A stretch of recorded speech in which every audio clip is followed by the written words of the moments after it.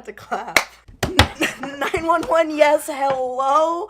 I have things to say. Hey, what's up, you guys? It's Oliver, and today, oh my god, I've never filmed something like this, but, like, I just can't keep my mouth shut this time. Because, like, what the fuck? If you don't know what I'm talking about, and I don't think a lot of people do, I think this, like, went under the radar for, like, a lot of people.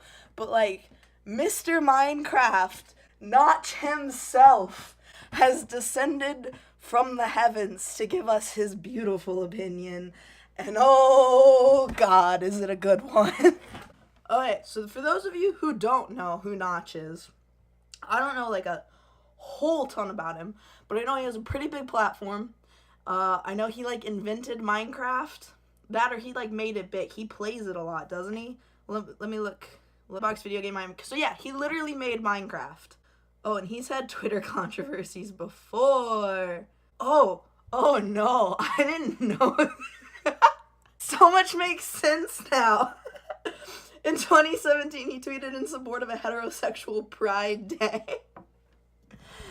The heteros need pride, guys. And then after facing community backlash, he deleted the tweets and walked back onto his statements, writing, so yeah, it's about pride of daring to express, not about pride of being who you are. I get it now. Okay, so like he got it. So like he learned. So that's cool. But anyway, Mr. Notch himself. So like he's done this before. I didn't know that. He's done this before. But the other day, he decided to talk about transgender individuals. And for anyone who doesn't know, I'm 19, I'm a transgender FTM, female to male. I was born female, I'm on testosterone, I've changed my name, I'm transitioning. So, like, I do have, like, some space to, like, talk on these kind of things. And I've never talked on them before, but this one was just too good not to.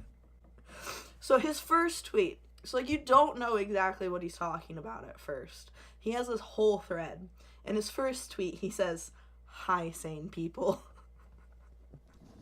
So you know it's gonna be good. Hi, sane people. I should not have tried listening, even to people who will claim to know how I feel and think. I'm negotiating when I say they're wrong. These people are sick. I need a shower and a prayer.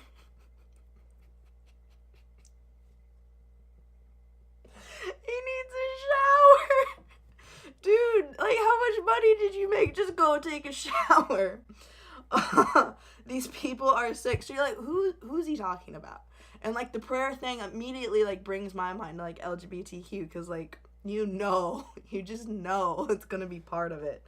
But anyway, so then it goes on. Please don't make my mistake. If someone clearly has no intention to listen to you, you have no obligation to try neither listen to them nor try to get through to them. Now here, Mr. Notch, I agree with you. You have no responsibility to talk to, argue with, debate with someone who's not going to listen to you. I agree with my man Notch right there. You have no obligation, but at the same time, you can't expect change if you go around saying, if like you criticize someone, you're like, you're this or you're this. And then they go, what did I do? Or why am I this? And then you go, I have no obligation to tell you. It's not my job. Well, you can't expect them to change, and you can't be that angry. Like, it's not fair. Like, you have to be willing to tell them if you're going to call them out. Otherwise, it's just, like, making unbacked statements against someone. And, like, and then it, like, it's just, it doesn't work. It doesn't work that way. It goes on. Not the point of this. This absolutely include people who claim you meant something you didn't mean. Never apologize to these fucks if they claim you were being offensive. They do not care about your input and what you did, and that you should have been a pretty solid hint from the start. Okay, now this is where it's getting dicey for me. So this absolutely includes people who claim you meant something you didn't mean. Intention is not always the most important thing, Notch. I can say something intending to be nice, but it actually insults my friend. Should I be sorry that I hurt their feelings? Yes, I care about them. They're my friend. It wasn't my intention, but I'm sorry for what I said because obviously it had that effect. So that's not it's not a fair argument. He also goes on, never apologize to them if they claim you were being offensive.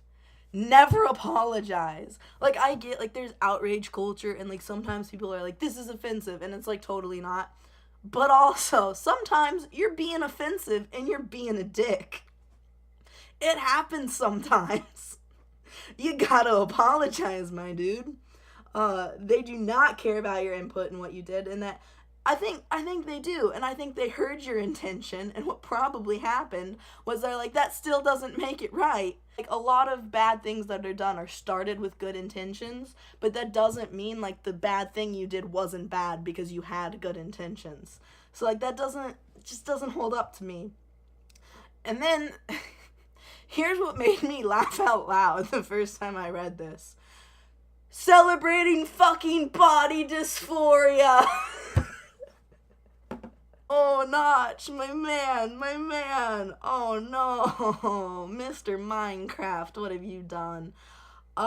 So there has been like a lot of speculation, and I kind of agree that I don't think Notch knows the difference between dysmorphia and dysphoria. It's a thing that happens a lot. People use them interchangeably. It's why a lot of people who aren't trans think they're trans, because they're like, I have dysphoria, and in reality, they just they just have dysmorphia. They're two different things. I can put the definitions up. Dysmorphia and dysphoria are two different things. Dysphoria is a disconnect between the mind and the body, and that the mind is one gender and the body is another gender. Dysmorphia is seeing your body one way and it not really being that. So, like, you think you're really, really fat, but in reality, like, you're skinny, but you see it as fat because that you've gotten skewed. Body dysmorphic disorder, or body dysmorphia, is an anxiety disorder that causes sufferers to spend a lot of time worrying about their appearance and have a distorted view of how they look. Like what I said. Gender dysphoria is a condition where a person experiences discomfort or distress because there is a mixed match between their biological sex and gender identity. This mixed match between sex and gender identity can lead to distressing and uncomfortable feelings that are called gender dysphoria. Gender dysphoria is a recognized medical condition for which treatment is sometimes appropriate. It is not a mental illness. Either he or a lot of people who agree with him are like, it's a mental illness, and he says these people are sick. They're not. It is a disorder. Dysphoria is a disorder because there is a mixed match. Something happens in the womb. Generally, the mother goes under some sort of stress at a certain time while the fetus is developing, and that stress triggers the brain to develop as one gender and the body to develop as the other. For me, my brain developed male, my body develops female. And so as you grow up, you experience dysphoria, not a mental illness. It's a cause of this mistake in the womb, and to fix it, you take medical steps to transition. So you take testosterone, you get top surgery, you get bottom surgery, you do all these different things, and that way you can fix it. Dysphoria never goes away, but it helps alleviate it. So they're not sick, it's not a mental illness, Mr. Notch, and it's not celebrating body dysphoria to transition. It is actually fixing body dysphoria. If you're talking about dysmorphia, that's a different thing, and it's not something all trans people experience. Some people do, and I would love to give you the benefit of the doubt and say you were talking about dysmorphia and you were scared of people celebrating someone seeing themselves as something they are not. But I have a feeling you think it's the same thing as dysphoria, and you think we're making trans people something they're not, when in reality, we're making them what they are in their brain. Concludes this Twitter rant with, making it illegal to use the wrong pronouns. They are the ones using the wrong pronouns. Fucking hell. What happened to the caps button there, buddy?